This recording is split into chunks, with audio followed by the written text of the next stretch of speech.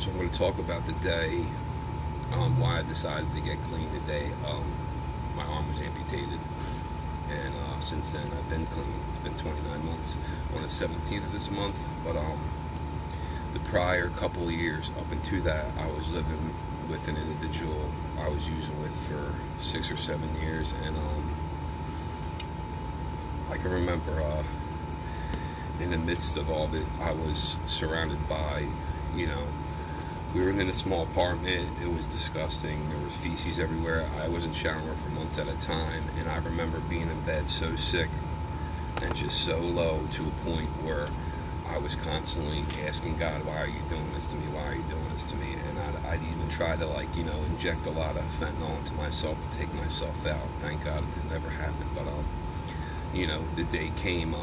The apartment we're staying at the time, her father was paying for it, so we got the run of the place for years. But the day came, I was evicted, and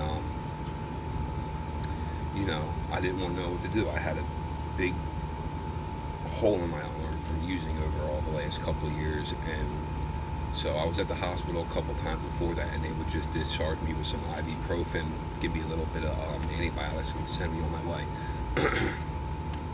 But I went to the hospital this time, and someone showed up for me, and I don't talk to much of my family, not because I don't want to, but due to the fact the lifestyle choices I made. And someone showed up for me that I cared about a lot in my life, and I'm about to go into surgery, and my mom, my brother, my kids show up, and they took my arm off, and I had this realization at the moment, that drugs weren't really my problem. They were kind of like the solution for me not wanting to deal with stuff going on with me in my life.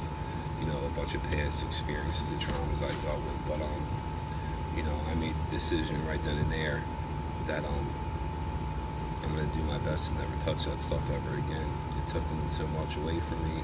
The girl I was using with all those years ended up passing away a couple months after that, and it brought me someone special back in my life by choosing to be clean. So, moral of the story is, I wasn't getting high because I liked getting high. I was getting high because I just didn't want to deal with what was going on around me most of my life.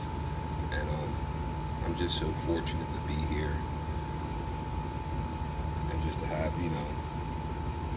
another day or another opportunity to try to better myself. And I keep on planning, maintaining myself, and just going on this positive lifestyle, and we'll see what comes of it.